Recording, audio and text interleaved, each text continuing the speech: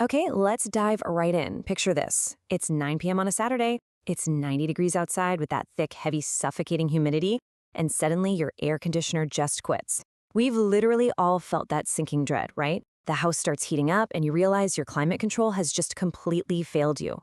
Well, welcome to today's explainer. Think of this as your ultimate survival guide for completely demystifying your home's HVAC system.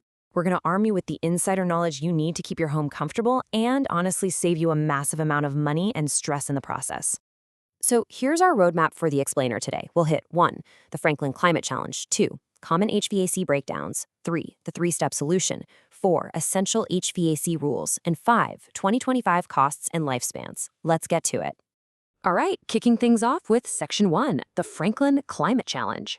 Look, the geography in Tennessee is practically waging a full-on war against your equipment. Think about it. In the summer, you've got temperatures regularly hitting 90 degrees, paired with intense humidity, which forces your AC to run upwards of 12 hours a day just to keep up. Then winter swings in with freezing rain and those occasional ice storms that severely test your heat pump. And below ground, you've got the shifting clay soil of Williamson County. Every time moisture levels change, that soil moves, and that actually stresses out your ductwork connections and crawl spaces, creating these massive energy-wasting air leaks. Your system is literally working year-round with virtually zero breaks. And absolutely no home is immune to these risks. It doesn't matter how old your house is. If you're in a historic property, say over in downtown Franklin, your system is battling poor insulation, ancient ductwork crammed into tight crawl spaces, and drafty single-pane windows. But what if you're in a brand new development like West Haven? Yeah, you're still not off the hook. New construction often comes with builder-grade mistakes, inadequate return air sizing, and these rapid temperature swings in the spring and fall that cause expansion and contraction. Over time, that can literally loosen your electrical connections and refrigerant fittings. The bottom line, every single home has its own unique vulnerabilities. Moving right along to Section 2, common HVAC breakdowns. So when the system actually does break down, it usually looks like one of 4 main mysteries. But let's translate those into what's actually failing behind the scenes. If your AC is freezing up like literal ice on it in the dead of summer heat, that's usually restricted airflow from a dirty coil, a clogged filter, or a refrigerant leak.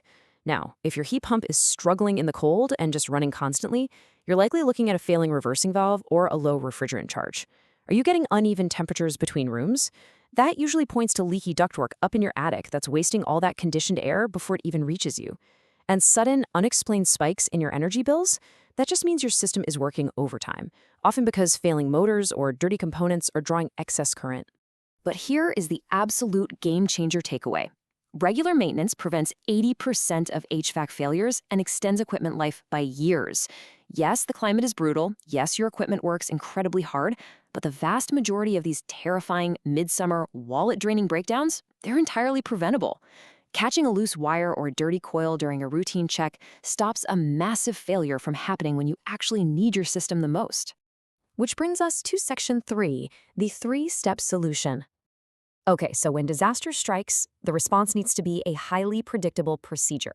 Step 1 is immediate dispatch, and we mean a true 24/7 response where you speak to a real human dispatcher, not just an answering service, with an average arrival time of under 90 minutes.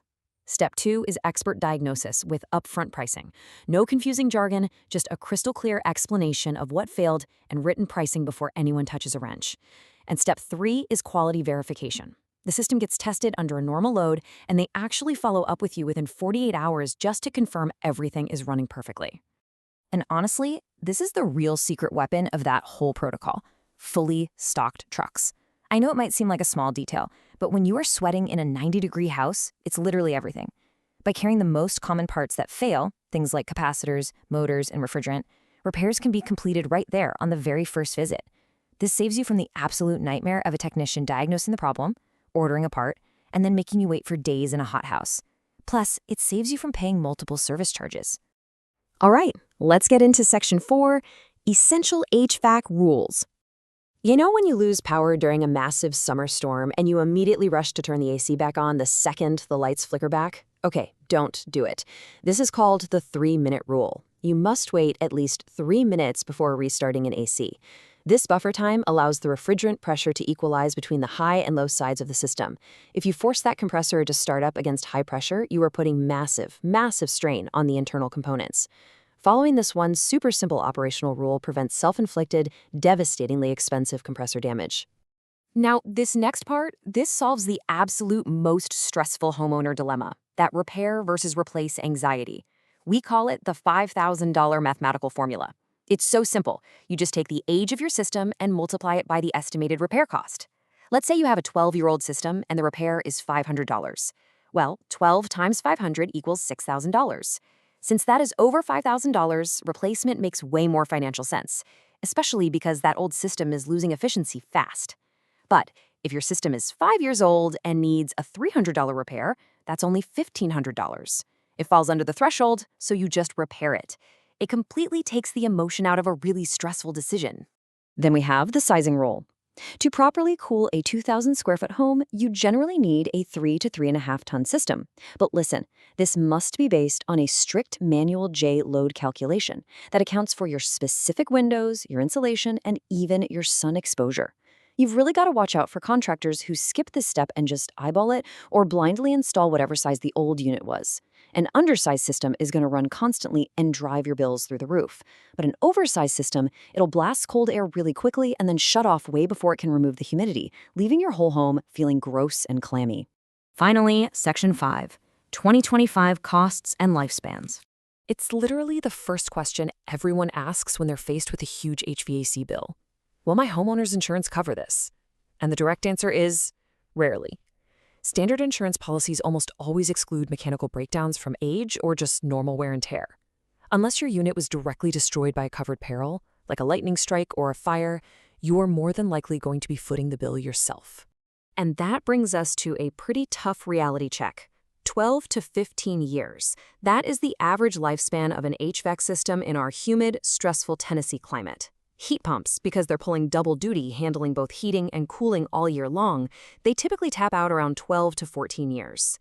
Air conditioners can sometimes hit 15 years, but only if you've been meticulous with proper maintenance.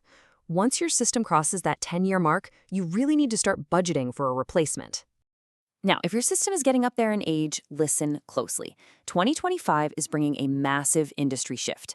We're moving to a new R54B refrigerant, alongside some strictly updated efficiency standards. Manufacturers are entirely discontinuing older models, and when you combine that with ongoing supply chain issues and really high labor demand, it means equipment costs are going to be elevated. If your system is on its last legs, the absolute best insider advice is to lock in your replacement quotes right now, before these new price increases fully take hold. But hey, it's not all doom and gloom on the financial side. Investing in a high-efficiency system in 2025 could actually unlock some significant federal tax credits under the Inflation Reduction Act. We're talking up to 30% back on qualifying systems. Now, the catch here is that standard efficiency replacements do not qualify. The equipment has to be ENERGY STAR certified and meet very specific high SEER 2 and HSPF 2 ratings. But if you do your homework, investing in a high-efficiency variable speed system can seriously slash both your summer electric bills and your tax burden. So I want to leave you with one final provocative question to chew on today. Is your HVAC system a ticking time bomb, or is it fully prepared to survive the next heat wave? We've covered the brutal environmental challenges, the math behind repair versus replace, and the incoming cost shifts for 2025. You are officially no longer in the dark. So take a good look at your own system. Consider its age, listen to how it runs, and schedule that preventative maintenance before disaster actually strikes. Thanks so much for joining me for this explainer, and hey, stay cool out there.